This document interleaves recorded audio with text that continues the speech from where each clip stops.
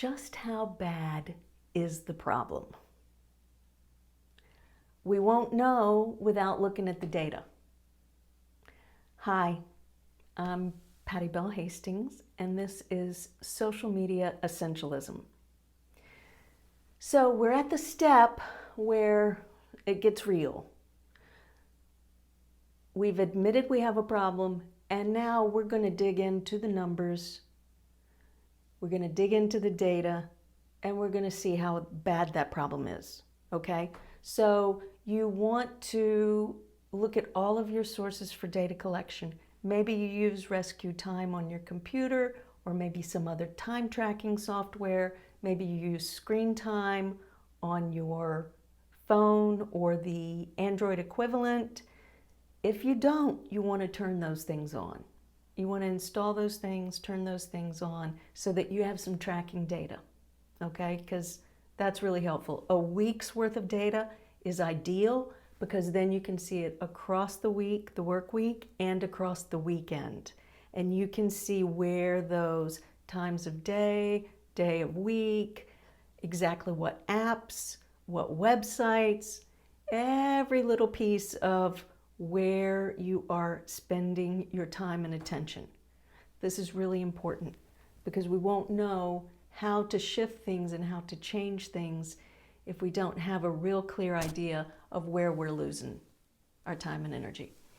So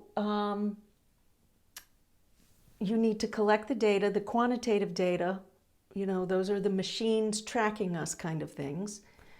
Then you also want to collect some qualitative data. And these are things like, how many times do I look at my phone when I'm with my friends or at dinner or, around other people? Or when do I look at my phone when I could be present to something else that's happening, right?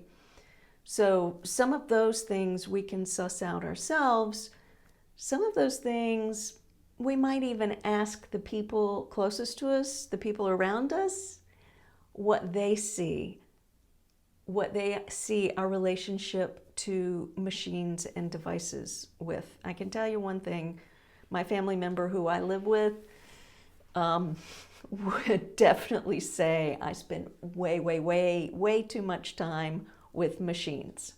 So that getting other people's sort of view on things would really help in that process of collecting information. One, you'll find out what it means for them to have your attention and your presence, which is really helpful in making those changes that we want to make. Anyway, up next, I'm going to show you a little bit of my screen time info just to, show you how you can dig around in there and look around and see what you see. Okay, so let's take a look at some of my screen time data. And this is very misleading because it reset yesterday, and I know for a fact that my usage is much greater than this. So you can see, you can have the have it by day, have it by week, and you can see the limits that you've put on things. I've put limits on all of these sites. So Signal, WhatsApp, Discord, New York Times, all kinds of things. I ignore that frequently, so I've got to collect the data on how many times I hit that ignore button. But you really want to look through the screen time, if you're on Android, the equivalent, and take a look at what the data is telling you. I think when I looked last week, when it had collected a week's worth of data, I was on this phone over 3 hours a day, maybe total. So there is a great deal of time for me to recover here. That's not all critical or important time. So be sure to really investigate this. look and see what kind of insights you can have about your own usage, right? So obviously texting,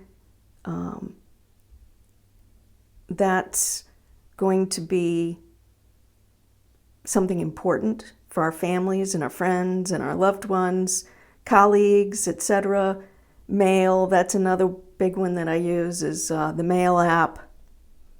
So go in and glean whatever insights that you can about how you're using your devices, not just your phone, but your laptop, tablets, any other devices that you might be using.